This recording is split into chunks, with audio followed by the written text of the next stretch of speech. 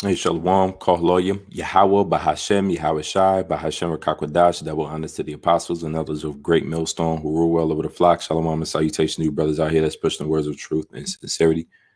Shalom to the Akim and the elect Akim and Akwaf. All right, so we're going to get right into it. You know, this is dealing with the trials and persecutions that to be endured, right? According to the prophecy of Revelations, the 5th chapter, in the 6th chapter, where it deals with the book of seven seals. The seven seals is mentioned in the 8th chapter, in the first verse. So it's mainly going to be emphasizing on Revelations 5 and 6. I'll be rather desires edifying, and let's begin. So let me jump into it real quick. I'll be rather desire y'all can hear me and everything. I'm not going to check the feed. I'm just going to keep it rolling. So I do got certain commentary and whatnot. We're not really going to follow the commentary along as much. Well, we're just going to see what they got, you know. But you know, I got the correct breakdown from the apostles and elders, and I brought this down, but butcher that. So matter of fact, let's go right into the KJV of this real quick. And Shalom again to all the Akim and the Akwaf. That's part of the elect, of course. All right, so you can see it, Revelations 5. It says the book of the seven seals. Okay. And it says, and I saw in the right hand of him that sat on the throne a book written within and on the backside seals with seven seals, sealed with seven seals. So that book is dealing with the Bible. All right. As you can see, even in the commentary, they got that right. They said the book is, of course, in the form of a roll, right? So when you go into that word, the book in the Greek, it means a bill or a scroll, a bill, a small book, a scroll written in a document. And that's why I had this picture here, because more or less that's how it looked. All right, that's how the scrolls came back then. That was the books. You know, sometimes they would come on like let's see here, something similar to. Let's see if I can find it. Maybe something even similar to that right there. You know, they put it in between those so they could roll it out, close it up. But obviously, Revelations 5 and 1 is dealing with a book. And it even tells you, which is the precept for it. It says it lies open in the hand of the throne one. It was not his will that the book should be kept from any. It is written, not on the inside only, as was the usual way, but it was but like the roll of the book which Ezekiel saw. And you go to Ezekiel 2, 9 and 10. Of course, it says, then I looked, and behold, a hand was extended to me, and lo, a scroll was written therein. So this is that book. A scroll was in it, in the hand, right? When he spread it out before me, it was written on the front and back. Now, this is not the KJV, but even the KJV says within and without. All right, which means front and back. It says, and written on it were lamentations, mourning, and woe. You look at the word lamentation, it goes into funeral songs. That's the song that you sing, right? Slow singing, the flower bringing. That's the lamentations, mourning, or woe. That's about the prophetic apocalyptic situations, including famine, including pestilences, judgment from on high, from the Heavenly Father, coming down upon the people of this world. All right, and so that book is the same. It's the same roll that Ezekiel saw. Right, it was written within and without. All right, so enough of that. I should just open up two of these real quick. Two of these tabs. Let's do that.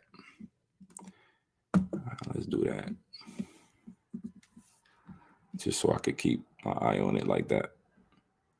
All right, and so this book, all right, written within and on the backside, it's the KJV, sealed with seven seals.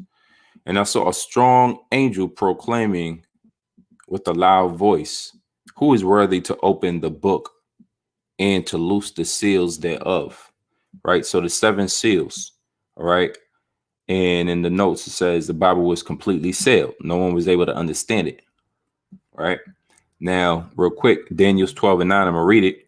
It says, and he said, go thy way, Daniel, for the words are closed up and sealed till the time of the end. We are in the time of the end. So ultimately, what do we have now? We have a situation in which we should be able to understand, and we are able to understand the spiritual connotations of the prophecies concerning the seals and what these things mean in these end times. You know, he gave sent his son for this very purpose. When you go down to verse 2, and I saw the strong angel proclaiming with a loud voice, all right, who is worthy to open the book and loose the seals thereof. So obviously in the time of the end, that this is what, you know, happens in these days we in now. In Daniel's 2:12 and 4, but thou, O Daniel, shut up the words and seal the book, even to the time of the end. So the time of the end lets you know that now, all right, the book was sealed, meaning it was not able to be understood. And now it's being opened. All right, just like a real seal on a book. These seals, once they're opened, then you can read the contents therein.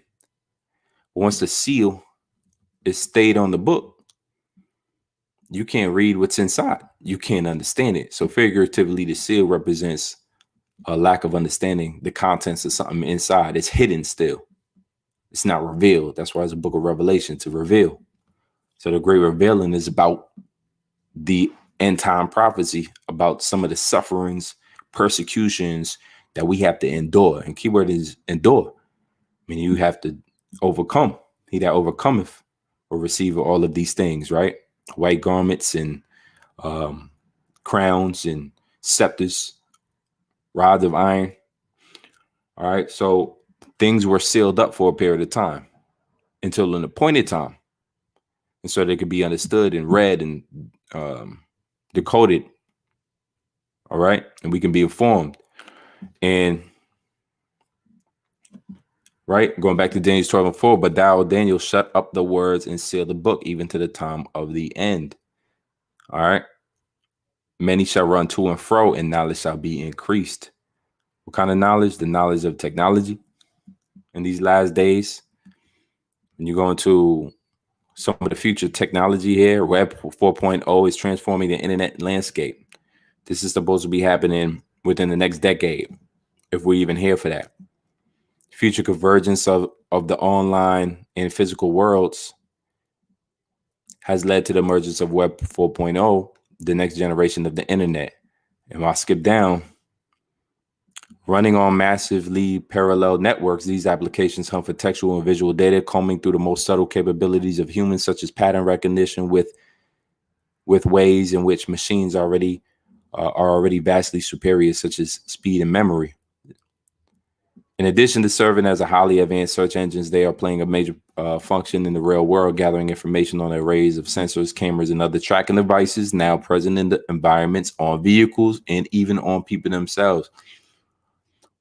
So even in future prophecy, according to Revelation 13, Salaki, you have a situation in which we're not going to be able to buy or sell except we have this type of human technology, bio hacking or bio C-hips implanted in us, right? And all the information, I always bring this article out, Human Body Tech, and it goes into it about how, you know, brain augmentation is the future. Brain augmentation, all right, in which is declared, you know, you'll have a fully fledged bi-directional brain computer interface is becoming the dominant system for an efficient information exchange between human and brain and any electronic device. So that's going to be it, right? Web 3.0 is dead. Long live Web 4.0. So this is the great, many shall run to and fro, right? Basically being able to travel all fast and whatnot. You have the ability to do these fast train systems coming in. High-speed train systems, look it up. It's a real thing. Many shall run to and fro, and knowledge shall be increased. Why? Because you have the technology advancing, Web 4.0 and the likes thereof, that use machine superior machines to track, trace, and record you along with being a part of the Internet of Things, right? Implants instead of smartphones, the reality which is to come, which is the MOTB, time for advanced brain computer interfaces, a mark on our right hand, our forehead. But this is more about Revelations 5 right now. And so I'm going to digress and go back. And verse 3, and no man in heaven nor in earth, neither under the earth, was able to open the book, neither to look thereon. So there's a period of time in which we didn't have any understanding of this book. We didn't have this knowledge, correct? And I wept much because no man was found worthy to open and to read the book, neither to look thereon. And then comes in, it says the Lamb is worthy, right? Verse 5, and one of the elders saith unto me, weep not. Behold, the Lion of the tribe of Judah, of the root of David. You look that word root up. Okay. It comes from the Greek word raza, right? Even the Latin of ra in Spanish, raza or race, where you get where race from, but it means root. And the understanding of it is metaphorically the offspring of something. So when it says the tribe, which the word tribe is also meaning an offshoot of something, right? A kindred, a race, a tribe. Like a branch is an offshoot. It goes and it plays on the root word, going back to offshoot, going back to branches. So it's all likened to a tree. That's why they call it a family tree. That's why in the scriptures, trees are people. And behold, the Lion of the tribe of Judah. That was the tribe. He's of the offshoot of Judah, of the root or the family line of David, of the race of David, or the family line of David. It says, hath prevailed to open the book and to loose the seals thereof. So more importantly, Yahushua was worthy to do this very thing, in which he was able to help us understand or loose the seals, break open this hidden information that was in this book, decode it. Verse 6, it says, and I beheld, and lo, in the midst of the throne and of the four beasts, and in the midst of the elders stood a lamb, as it had been slain, having 7 horns and 7 eyes, which are of the 7 spirits of Yahweh sent forth into all the earth.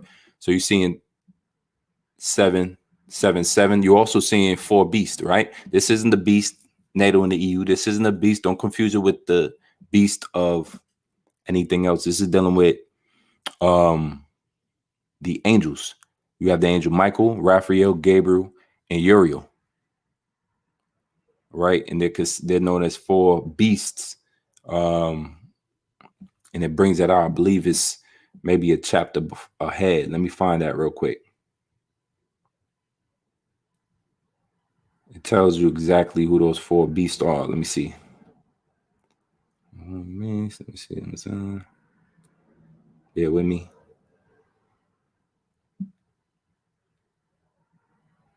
Yeah, so when you go to Revelation, the 4th chapter, and you deal with the 6th, the 7th, and the 8th verse, they talk about the 4th beast. I'll just grab that real quick. They talk about the 4 beasts being the angels. Revelations 4 and 5. And out of the throne proceeded lightnings and thunderings. Worship of the Creator is the title. And out of the throne proceeded lightnings and thunderings and voices. And there were 7 lamps of fire burning before the throne, which are the 7 spirits of Yahweh.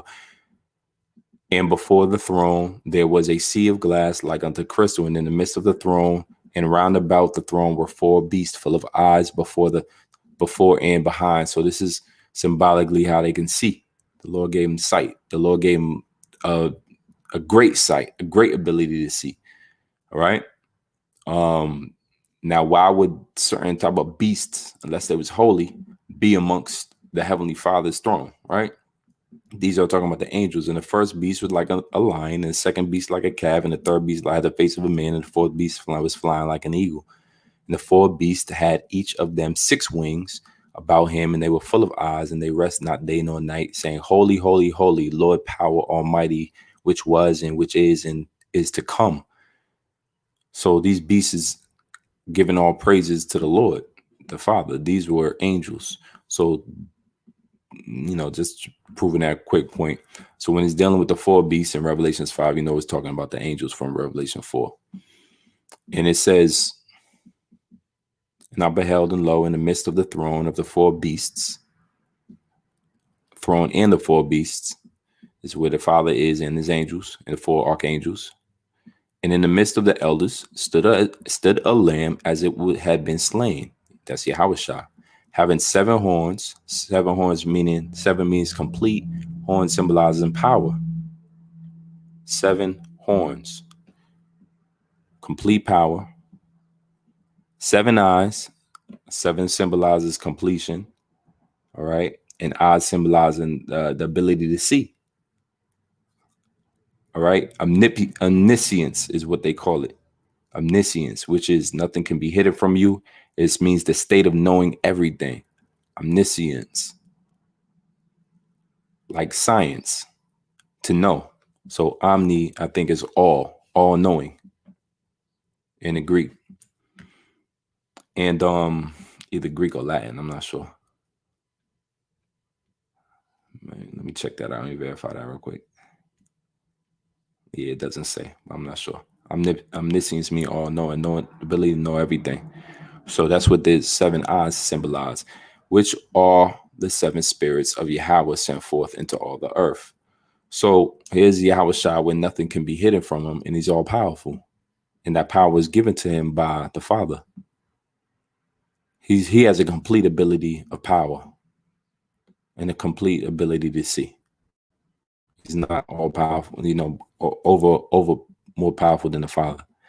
And he came and took the book out of the right hand of him that sat upon the throne. So he has the book that the Father gave him, right? The Father's book. It says, one second. Get my notes together. All right. It says, and when they had taken the book, the 4 beasts and the 24 elders fell down before the Lamb, having every one of them harps and golden vials full of odors, which are the prayers of the saints. And you also notice that the prayers of the saints go right along with odor or incense in the scriptures, because the prayers of the saints are a sweet smell to the Heavenly Father. Verse 9, and they sung a new song, saying, Thou art worthy to take the book and to open the seals thereof. For thou wast slain and hast redeemed us to Yahweh by thy blood out of every kindred and tongue and people and nation. He was slain. We understand the story of Yahushua being crucified and rising again. And that being slain redeemed us. And so, it's dealing with Israelites here, because the redeemed us, Yahushua was sent to redeem his people who are under the law, right? Who needed redemption. They needed to be free from prison for a price, his blood. It says to redeemed us to the Father by thy blood out of every kindred and tongue and people in the nation. And that's just the understanding. Kindred, tongue, people. There's Israelite foreigners that are scattered all throughout the world, all throughout the earth. Right? When you go to Revelation 7 and 9, it tells you, and after this I beheld, and lo, a great multitude, which no man could number, of all nations and kindreds and people and tongues stood before the throne and before the Lamb, clothed with white robes and palms in their hands. Why is there Israelites who are part of the elect speaking, with different of different nations and kindreds and peoples and tongues. Why is that still concerning Israel? Because Israel are people that were scattered amongst different nations. We're our own people, but we're mixed around the worlds as a curse. Deuteronomy 4:27, and the Lord shall scatter you among the nations, and you shall be left few in number among the heathen, whither the Lord shall lead you. Deuteronomy 28:64 says, and the Lord shall scatter thee among all people from the one end of the earth even unto the other. And there thou shalt serve other gods, which neither thou nor thy fathers have known, even wood and stone. The point is that Israel are people that was scattered. Tobit 13:3, confess him before the Gentiles, ye children of Israel, for he hath scattered us among them. James 1:1, James, the servant of Yahweh and of the Lord Yahweh Shah, to the 12 tribes which are scattered abroad, greeting. So the idea is simply that Israel are people that scattered. Even when the Lord comes to deliver us this second time, he's going to have to go all over the world to take back the remnant, the ones that believe, out of every nation, tongue, kindred, and people. Why? Because we're scattered. Isaiah 11:11, and it shall come to pass in that day that the Lord shall set his hand again the second time to recover the remnant, which means a remainder of his people. The remnant signifies the elect, the ones that believe. Out of the entire nation of Israel, being as the sands of the sea, there's only a remnant, a small portion that's going to return to him. And he'll come again the second time to recover them. Why? Because he did it the first time in ancient Egypt. And America is like a spiritually new Egypt, where he's going to return to and deal with us and deliver us a second time, like he did the first time on Passover. He was a Passover angel that passed over. It says back in Isaiah 11:11, the remnant of his people, which shall be left from Assyria, from Egypt, and from Pathros, and from Cush, and from Elam, and from Shinar, and from Hamath, and from the islands of the sea.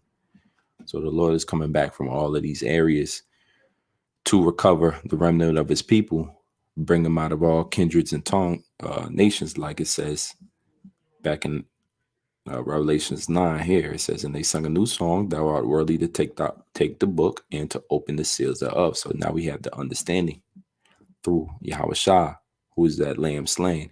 For thou wast slain and hast redeemed us by the blood to Yahweh, by thy blood, out of every kindred, tongue, and people and nation, and hast made us unto our power kings and priests, and we shall reign on the earth. The word reign means to rule. It means king, figuratively king, but to rule. Okay. Yahweh Shah is going to come back to rule. It says to exercise kingly power, to exercise the highest influence and control. That's part of the metaphor. So when it says, and thou hast made us unto our power kings and priests, that's when the kingdom of Israel is going to be established and set up on earth. And the precept will be Exodus 19:6, and ye shall be unto me a kingdom of priests and an holy nation. These are the words which thou shalt speak unto the children of Israel. So the kingdom of Israel will be established. All the Israelite men will be kings and priests. All right. And the beginning of time, it was only in the old world, it was only the Levites that were priests. But in this time, it'll be all Israel. Like men will be kings and priests. Jumping down, it says the Lamb exalted. And I beheld, and I heard the voice of many angels round about the throne, and the beast and the elders, and the number of them was 10,000 times 10,000 and thousands of thousands. Just like in the book of Daniel, had that many angels ministering, thousands of tens of thousands, saying with a loud voice, worthy is the Lamb that was slain to receive power and riches and wisdom and strength and honor and glory and blessings. So if you ever want to know why the Lord is worthy, another point to add to the many already, he was able to unseal the books that many men wept because nobody was worthy enough to open the book. And the contents of the book are the understandings of the scriptures and the understanding of prophecy. So we went for a period of time when we just didn't have this understanding. But because Yahweh Shah, here we are being able to break down the scriptures. And even being said that, a lot of our people still can't understand it. So to many are called, but few are chosen. And even amongst the people that can understand it, a lot of them won't be able to continue on. They'll take their hand off the plow. They'll go back into the world.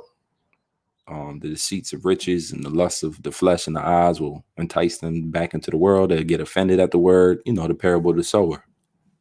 So many are called, but few are chosen. So it's a fearful thing, even when you get this knowledge. Saying with the loud voice, worthy is the Lamb that was slain to receive power. Slain to receive power. That's something you don't hear every day. That's what happened. He was slain. That's why he knew what he had to go through. And that's why he was an austere man. Imagine if you knew your day of judgment was near, your day of reckoning, or that you had to be slain to receive the power. That's bittersweet. It says in riches and wisdom and strength and honor. So he was slain to receive all of these things: riches, wisdom, strength, and honor. And that's why, without a shadow of a doubt, when we come to serve the Lord, we do it with excitement, understanding. You don't build a house without having enough money to finish, right? You have to know what it takes, and it takes a lot of persecution. It takes to endure persecution. It takes to endure trials. It takes to endure tribulations. It takes endurance. It takes patience. He was slain to receive all of these things: strength, honor, wisdom, glory. It says, and blessing. So the kingdom of heaven essentially couldn't come until he was slain. So imagine, you understanding that mission from the time you're 10 years old, earlier than that. So, call Allah Yom Yahweh Bahashem Yahweh Shah, Wahaba Kakwadash, and every creature which is in heaven and on the earth and under the earth, and such are in the sea, and all that are in them, heard I saying, blessing and honor and glory and power be unto him that sitteth upon the throne and unto the Lamb forever and ever. And a lot of people can't get with this statement. You got the Old Testament crew out there. They believe they're Hebrew Israelites, but they believe that rehearsing and getting the law perfectly is going to give them the blessing and the honor and glory and power again. But we perfectly understand that the Messiah, we're the Messianic Hebrew Israelites. We believe that through the Messiah only will be established an eternal kingdom and a rulership where we will be crowned and reigning as kings upon the earth. We look forward to this time, but there's a time of persecution that we got to go through first. That's why we exhort each other with long suffering. We exhort each other. We comfort each other with these words, right? Console each other with these words. It says in the 4 said, these are these 4 angels, right? What is the 4 angels again? Michael, Uriel, Gabriel, and Raphael. And the 4 said, Amen, which is so be it, or it is true. And the 24 angels fell down and worshipped him that liveth forever and ever. So even everybody understood the role of this Lamb that is worthy and was slain for the power and restoration of the Israelite nation. All falls on his back, right? The chastisement of his peace was upon him, and by his stripes we are healed. Revelation 6:1. Now let's go into the seals, the contents of the book that he was able to open. No man, he was worthy enough to open, right? Because this is similar to the seal, right? The seals on the book that stop you from Sabbath coming in. Seals of the book that stop you from understanding the context. You got to break the seals first, but nobody was worthy enough to break it, so it couldn't be opened. That's the visual of what's going on. It's no longer do you don't go inside of a Barnes and Nobles and have to break a seal in order to read a book. You just pop that boy open. But in the ancient world, this is what you have to deal with. Seals. Seals will let kings and rulerships and dignitaries know that this book, the contents or the letters, the contents of this scroll, the contents of the information inside hasn't been tampered with. There are still many places you go where seals cannot be broken or it is not official. All right. So they say in American law somewhere, possibly, maybe, that if you and if you didn't want to go and get a patent license, what you would do is you would take the contents of whatever it is that your idea is, write it, put it in an envelope, seal it, send it to yourself, and leave it sealed. And so that if ever somebody stole your idea, you can go to the court, and the judge will be able to unseal for the first time the contents inside that and read what exactly it is, and that supposedly hold weight. So the seal was a very important thing on any letter in the ancient world that lets you know that no one has read these contents, not even the messenger himself, especially the messenger. And it wasn't just like a phony little seal like this. I mean, the seals were dabbed in ink. You know what I'm saying? Look at this seal. You couldn't break this seal without knowing that somebody has read it. You know, you could, if somebody delivered you an envelope like this or a scroll like this with that seal on it, you knew that the contents are only being read by you and are only known between you and the author, no one else, because of the seal. That's how important this seal is in the scriptures, you know. But I digress. I think I proved the point already. Let's go into the first seal. So now the contents are open, all right? We get to see inside. All right. And it begins by saying, and I saw when the Lamb opened one of the seals, and I heard, as it were the noise of thunder, one of the four beasts saying, come and see. So the angels begin to speak, one of them. And I saw, and behold, a white horse, and he that sat on him had a bow, and a crown was given unto him, and he went forth conquering and to conquer. All right. So the first horse that was inside the first seal, once it was open. All right. The horse was a white horse, and that symbolized purity. Let's get, I like this little bit. All right. So the first horse, the first seal opened up was a white horse. Now, white horse symbolizes purity. A horse represents power. And the chariot that Yahushua, that's the chariot that the chariot symbolizes what Yahushua is in. Right. So let's go back into it. Revelation 6:2. And I saw, and behold, a white horse, and he that sat on him had a bow, and a crown was given unto him, and he went forth conquering and to conquer. All right.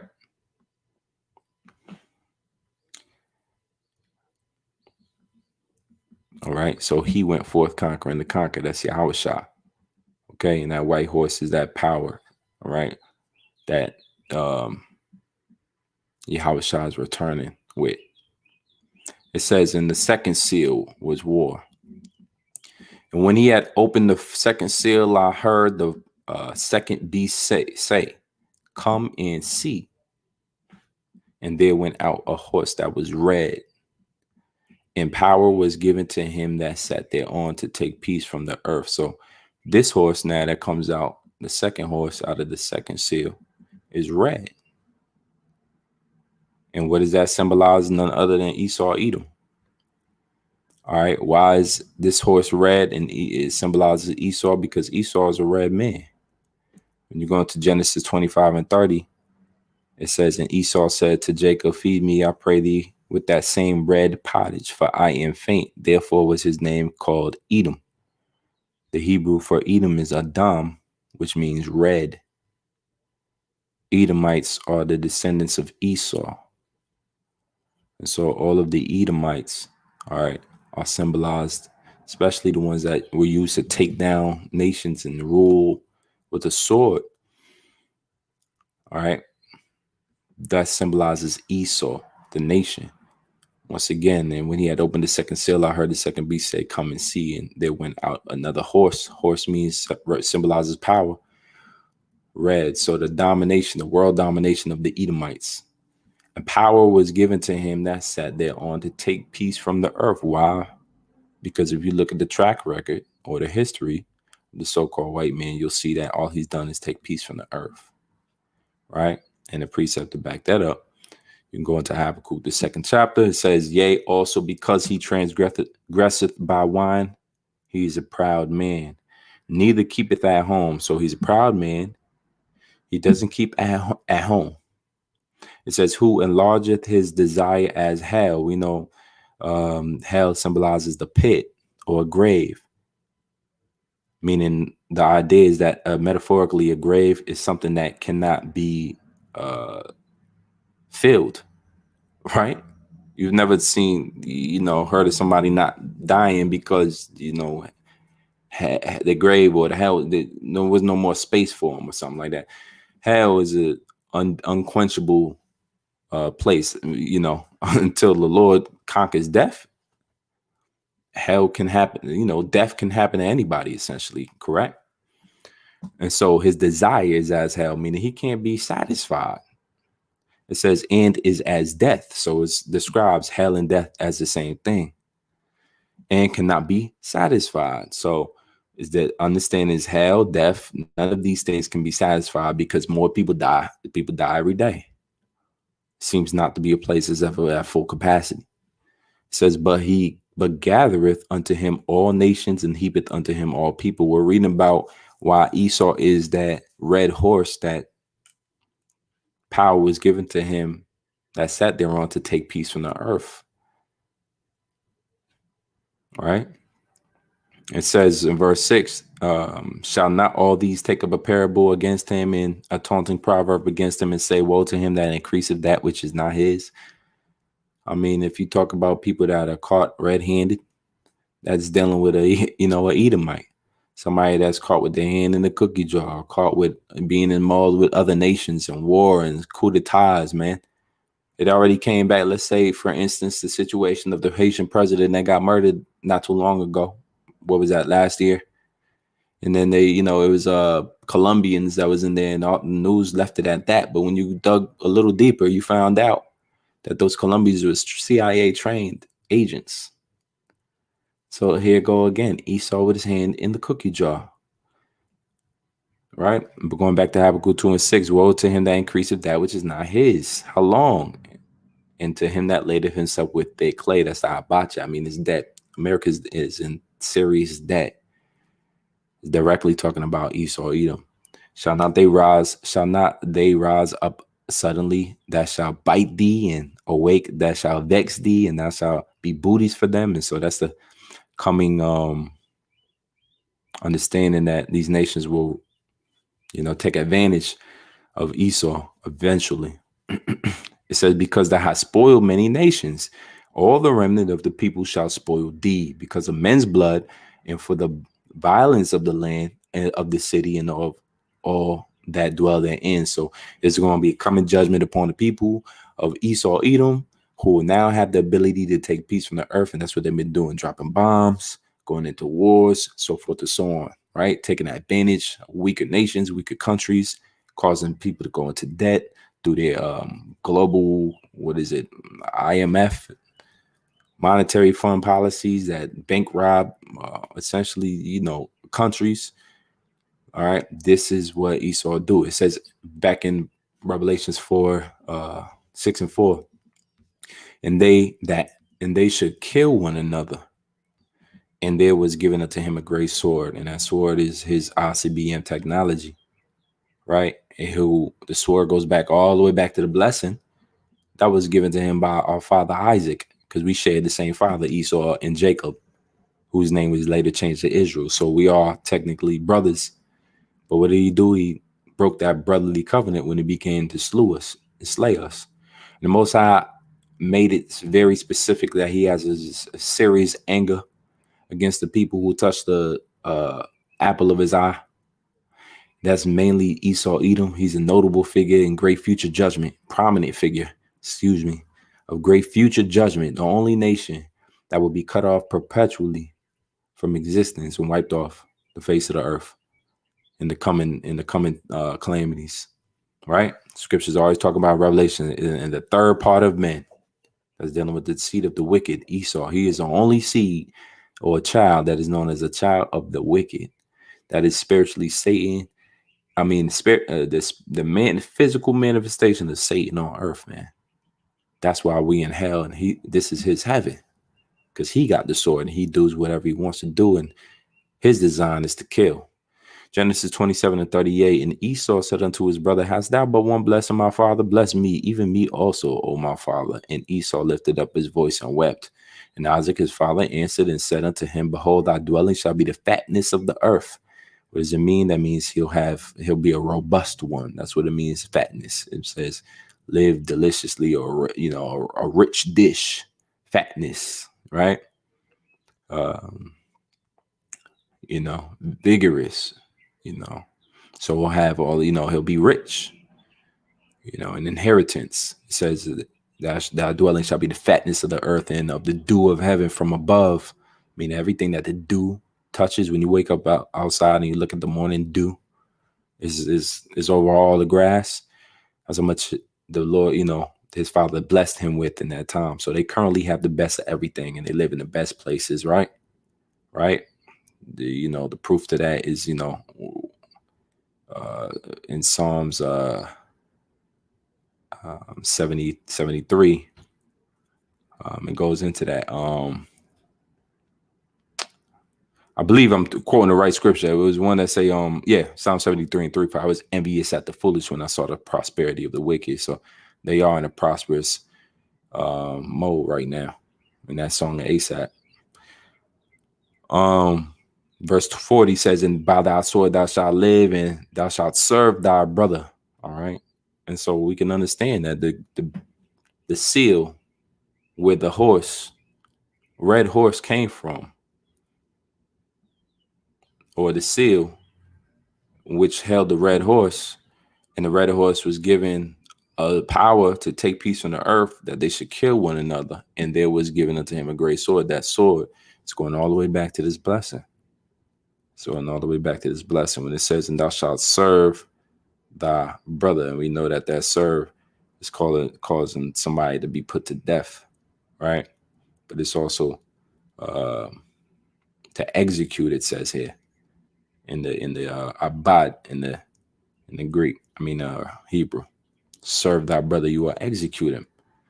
And it shall come to pass that when thou shalt have the dominion, that thou shalt break his yoke from off thy neck. So you can see, man, how Esau Edom was set as a disadvantage to the world. Third seal, famine, verse 5. And when he had opened the third seal, I said, I heard the third beast come and see. And I beheld, and lo, a black horse, and he that sat on him had a pair of balances in his hands. And I heard a voice in the midst of the four beasts say, a measure of wheat for a penny, and 3 measures of barley for a penny. And see thou hurt not the oil and the wine. So you have this black horse, a pair of balances in his hands. Now the thing is, the balances symbolizes the yoke. All right. When going to the Greek word of balances, it means yoke. The Greek word here is, I'm not going to try to say that in the Hebrew, zygos. And it says metaphorically, use of any burden or bondage. So that's what it means, balance. A yoke that is put on drought cattle. It says as of slavery. All right. So the bondage or the balances symbolizes slavery. All right. So the black horse symbolizes the judgment. All right. And also the time that the children of Israel was taken to America to serve slavery. Okay. Deuteronomy 28:48 says, therefore thou shalt serve thine enemies, and the Lord shall send against thee in hunger and in thirst and in nakedness and in want of all things, and he shall put a yoke of iron upon thy neck, and until he have destroyed thee. Pair balances the yoke. All right. So when it's talking about here, and I heard verse 6, and I heard in the midst of the four beasts a measure of wheat for a penny and 3 measures of barley for a penny. These are symbolizing how things will be very cheap in this day. Going into 2 Ezra 16 and 21, behold, victuals shall be so good cheap upon the earth that they shall think themselves to be in good case.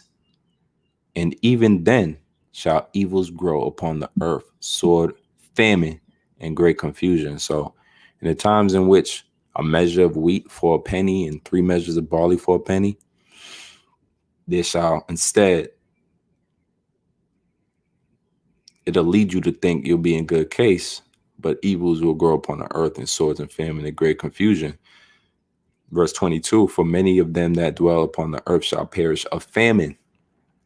So right before they was telling you how everything is very cheap, victuals sold cheap, then here comes famine. And the other, verse 22, and the other that escape the hunger shall the sword destroy. And the dead shall be cast out as dung, and there shall be no man to comfort them, for the earth shall be wasted, and the city shall be cast down. So a great judgment is going to be coming upon this earth. Now it says, and see thou hurt not the oil in the wine. And the oil and the wine represent the truth that we're in, that won't be hurt. Now, when you go to Matthew's, the 25th chapter, it tells you about oil, right? Matthew's 25 and 3 says, they that were foolish took their lamps and took no oil with them. But the wise took oil in their vessels with their lamps. So the oil symbolizes the scriptures. And the more oil you have is the more understanding of the scriptures you have. Taking more oil means taking more understanding. Hurt not the oil in the wine, right? So as we can see, the oil is very important.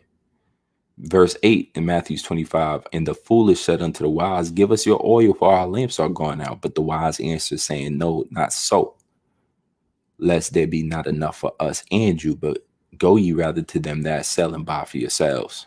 And while they went out to buy, the bridegroom came, and they that were ready went in with him to the marriage, and the door was shut.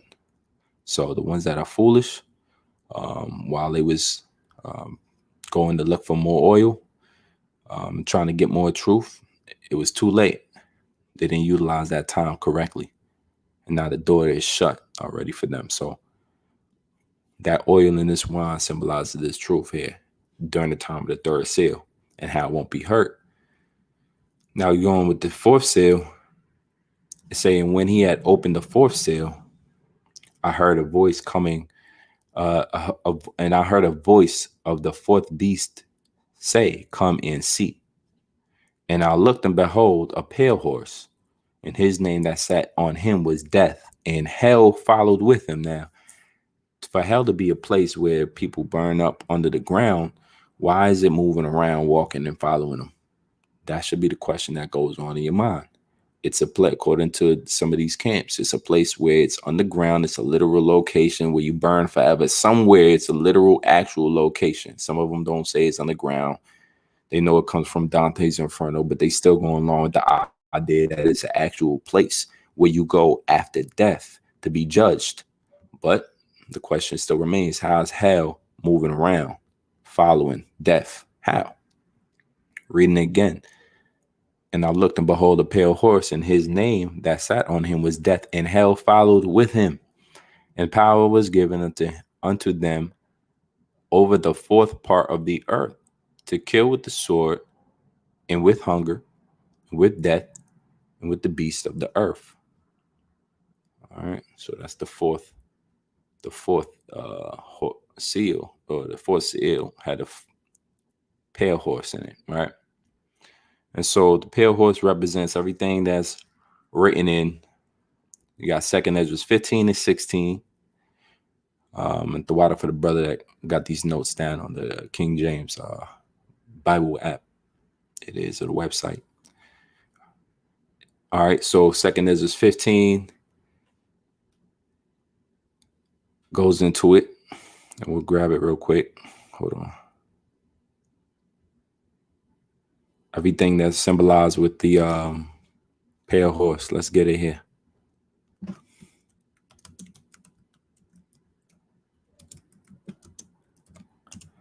Let's get it real quick. 2nd Ezra 15. I think this is something I could use right here. It's crazy. I don't know what that is. Here we go. Yeah, 2nd Ezra 15. It says, "Behold, thou speak." I'm gonna just read a little bit, but this is dealing with the pale horse, right? That when the fourth seal was broken, then the pale horse came from it. 2nd Ezra 15 and 1. "Behold, speak thou in the ears of my people the words of prophecy, which I will put in thy mouth, saith the Lord, and cause them to be written in paper, for they are faithful and true. Fear not the imaginations against thee. Let not the incredulity of them trouble thee that speak against thee, for all the unfaithful shall die in their unfaithfulness. Behold, saith the Lord, I will bring plagues upon the earth." Plague is something that's not easy to shake, not easy to get rid of, something that sticks to you and you can't get it off. And it's also a miserable event. "The sword, famine, death, and destruction." What is the pale horse dealing with? "And when he had opened the fourth seal, I heard the voice of the fourth beast say, Come and see. And I looked, and behold, a pale horse, and his name that sat on him was Death, and hell followed after him." Verse 5, 2nd Ezra 15. "Behold, saith the Lord, I will bring plagues upon the earth, the sword, famine, death, and destruction. For wickedness hath exceedingly polluted the whole earth, and their hurtful works are fulfilled. Therefore, saith the Lord, I will hold my tongue no more as touching their wickedness, which they profanely commit. Neither will I suffer them in those things in which they wickedly exercise themselves. Behold, the innocent and righteous blood crieth unto me, and the souls of the just complain continually. And therefore, saith the Lord, I will surely avenge them and receive unto me all the innocent blood from among them." So there it is. Verse 11, "But I will bring them in with a mighty hand and a stretched out arm, and smite Egypt with plagues as before." Remember the 10 plagues from before? "And I will destroy all the land thereof." I think recently in China, there was some apocalyptic event. I don't know if y'all heard about it.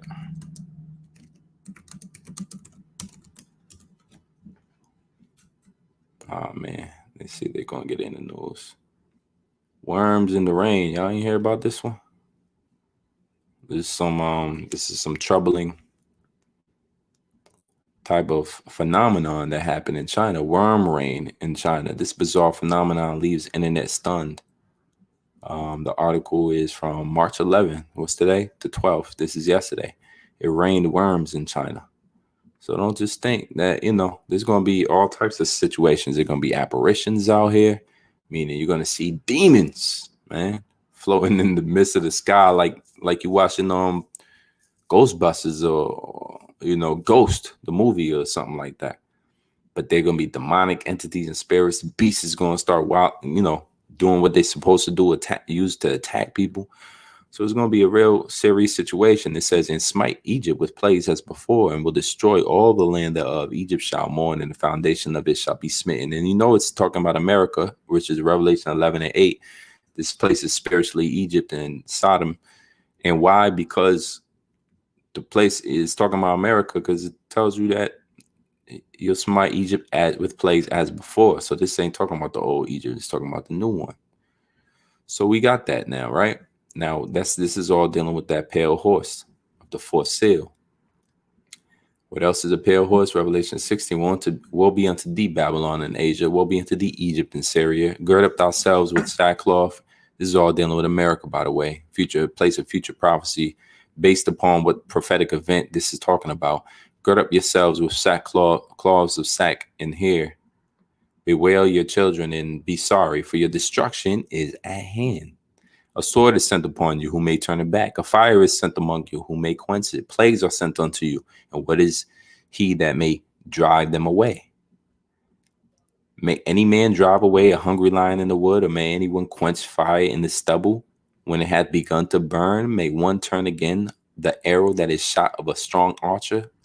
The mighty Lord sendeth plagues, and who is he that can drive them away? A fire is going forth from his wrath, and who is he that may quench it? He has cast lightning. He shall cast lightnings, and who shall not fear? He shall thunder, and who shall not be afraid? The Lord shall threaten, and who shall not be utterly beaten? The powder at his presence, the earth quaking, and the foundation thereof, and the sea arises up with the waves from the deep. The waves of it are troubled, and the fishes thereof also before the Lord, before the glory of his power. For strong is the right hand that bendeth the bow, his arrows that he shooteth are sharp. What is these arrows? Intercontinental ballistic missiles, hypersonic missiles, missiles from the sea, missiles from China, missiles from Russia, whatnot. There's a recent article that says America not ready.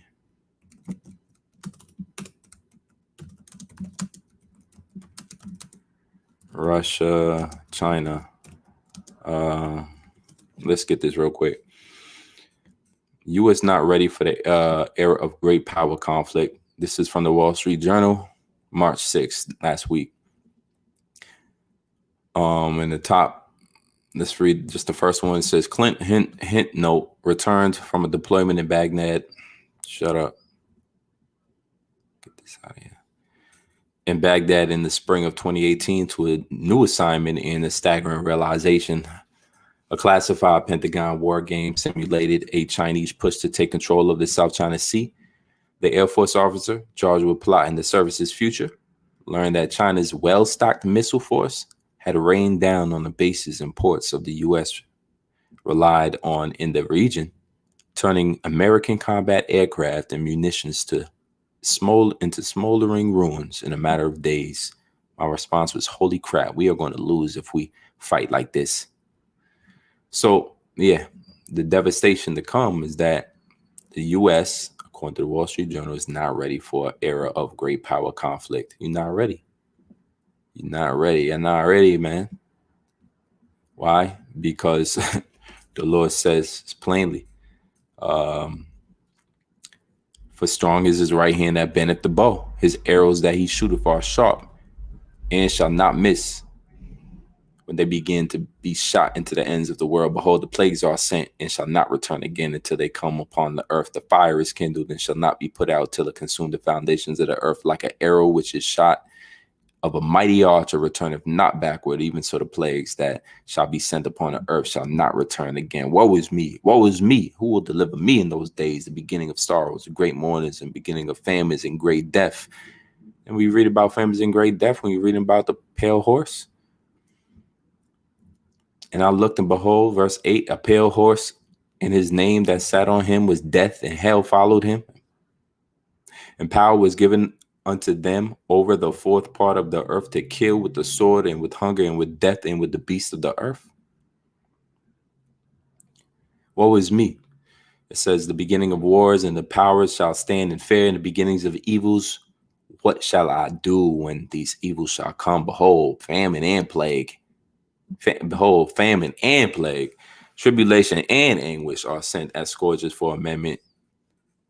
But all of these things shall they not turn from their wickedness. For all these things they shall not turn from their wickedness, nor be always mindful of the scourges. Behold, and then we got that earlier.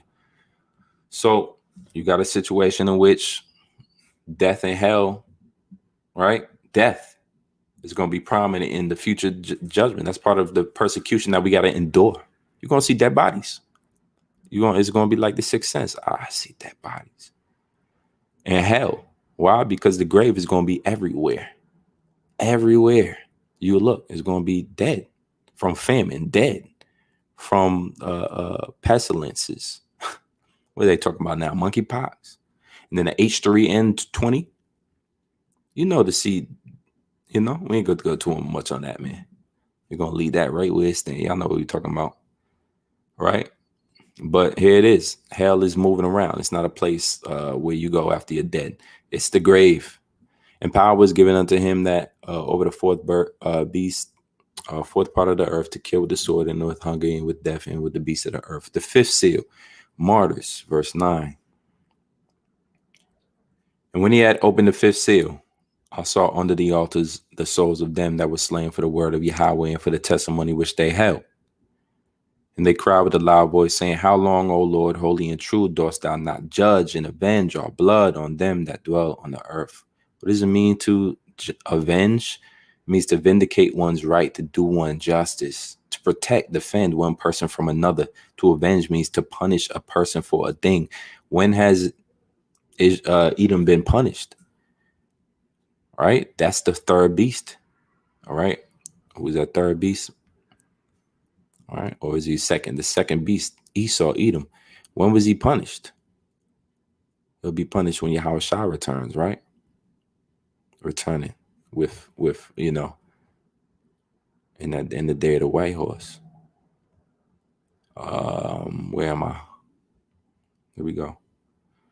So yeah, those that die in the truth, they'll be sending up those prayers and telling they'll be in the heavens asking for the vengeance upon them for their blood, the retribution for what Esau has done. Why? Because they die in the truth, right? Revelation 20 tells you about those that are beheaded that didn't take to the mark. And the white robes were given unto every one of them. And it was said unto them that ye should rest yet for a little season unto their fellow servants and their brethren that should be killed as they were should be fulfilled. Now I was going into how there's going to come a time when those who are martyred in this day, as you see, martyrs, which is the Greek word of witnesses, is martyr, the Greek word for witness. That time will be fulfilled, right? So we're talking about prophecy, things that must come to pass. Let's get with it real quick. 2nd Ezra 16. I'm here. Go down to verse 70. It says here, For there shall be in every place and in the next cities a great insurrection upon those that fear the Lord. What is the insurrection? Of violent uprising against an authority or government. But it says, upon those that fear the Lord, a violent uprising against those that fear the Lord. The saints fear the Lord. The elect fear the Lord. They shall be like madmen, sparing none, but still spoiling and destroying those that fear the Lord. They shall waste and take away their goods and cast them out of their houses. Then shall they be known who are my chosen, and they shall be tried as gold in the fire. Okay, so we have a situation in which the Lord is going to put us in a time of trouble, in which he'll specifically come, right? Then he said, I shall start with the house of judgment shall start at the house of Jacob, or the house of Israel. Judgment shall begin. And so, part of the persecution, not just part of the persecution, but endurance is what we're longing for. He that endureth unto the end shall be saved. This is Revelation 6:12, the sixth seal, which is terror. It says, And I beheld when he had opened the sixth seal, and lo, there was a great earthquake, and the sun became black and sat as sackcloth of hair, and the moon became as blood, and the stars of heaven fell unto the earth, even as a fig tree casteth her untimely figs. What happens with a fig tree cast the figs? That means they start falling to the ground. All right, that's what happens when they cast it from the fig tree. When you go into the word untimely fig, it says of uncertain. It says an unripe because of out of season fig. What happens? It just falls down. Same with fruit. Fig is a fruit. An unripe fig grows during the winter, yet does not come to maturity, but falls off in the spring. Just falls off the tree. So it says in verse 13, and the stars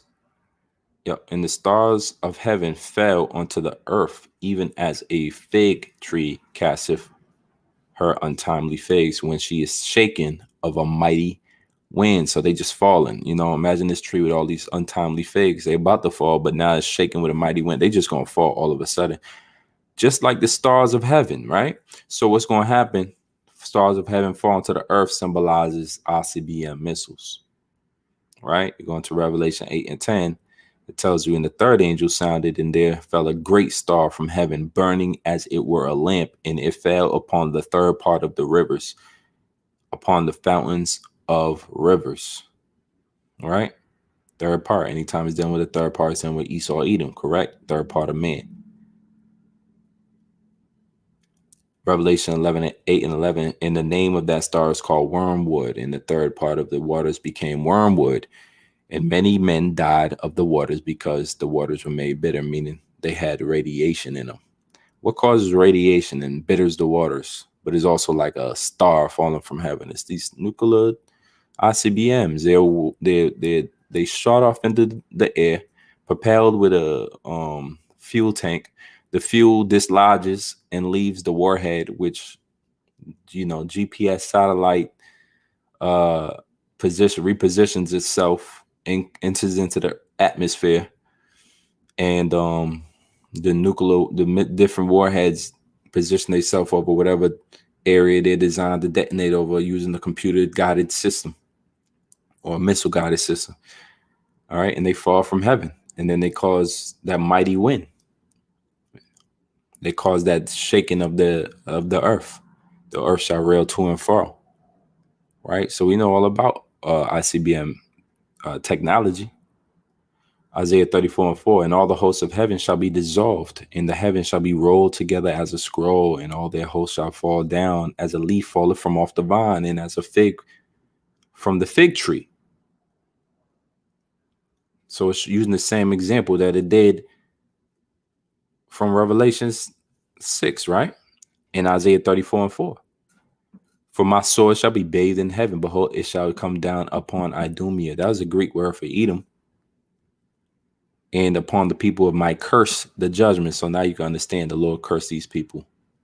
The Lord cursed these people because they did damage to his chosen.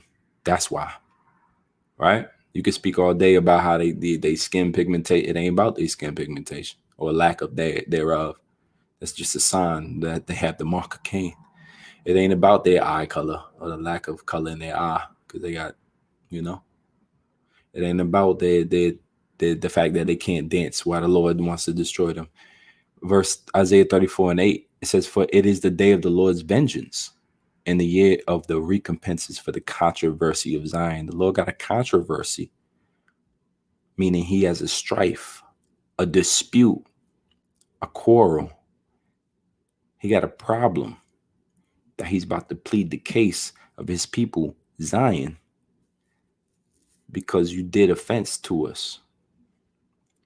That's why he's going to leave you this land of Babylon in ashes and pitch and sulfur. It says in verse 14, and when heaven departed, and the heaven departed as a scroll when it is rolled together. And don't we understand that how a scroll rolls up? Don't we get how a scroll rolls together? And the visuals of a scroll. Let's see here. Here we go. That's the scroll. This is a scroll. Scrolls roll up, man. They roll together. But the mushroom cloud does the same. Mushroom cloud is a rolling effect. That's how they look when they roll together. That's that roll, man. Let me see if I can get a GIF.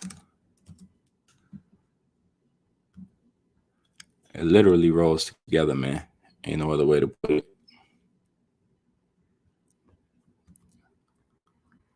It's rolling. Look at that scroll. You see how kind of the fire comes through the center and it pulls back and rolls around at the top. Look at these at the atmosphere looking like scrolls rolling together. Just like a scroll. Just rolling up. like a scroll. Can't get out of it. Verse 14, and the heaven departed as a scroll when it is rolled together. Why? Because heaven symbolizes the atmosphere, but it also symbolizes Esau's, right? It's like a double entendre. You understand double entendre because that's how Jake always wrote. And remember, these things were sealed for a long time. So they probably thought heaven scroll. You know what I'm saying? Even that little bit of understanding, ICBM technology didn't exist. So how long actually? You know, and what time were we actually supposed to understand this if technology that he saw in his dream didn't even exist? We had to actually see the detonate. They had to record the detonation of a ICBM for this information to even be understood in these end times. That's why we could be thankful that we in the times. We know we in the end time, the latter days, in which these things would be revealed. It's beautiful. And the heaven departed as a scroll. So Esau, Edom, this is his kingdom. This is an empire. This is his time to rule. All right. This is our hell, right? His kingdom will be destroyed by thermonuclear fire. And every mountain and island were moved out of their places. So the mountains symbolize what? Government. Islands, mountains, government. They symbolize the governments of the world. And how also America, that top government, will be destroyed. It will be destroyed. Why America? Because this is the place. This is spiritually Egypt and Sodom. That place where the Israelites was taken into captivity and served a rigorous captivity in his land. You so-called Negroes. All right. We know what they did to Gad and the tribes over here from North, Central, and South America. But America is that beacon, that whore that sitteth upon, right, many waters. Verse 15 says, and the kings of the earth and the great men and the rich men and the chief captains and the mighty men and every bondman and every free man hid themselves in the dens and in the rocks of the mountains and said unto the mountains and the rocks, fall on us and hide us from the face of him that sitteth on the throne and from the wrath of the Lamb.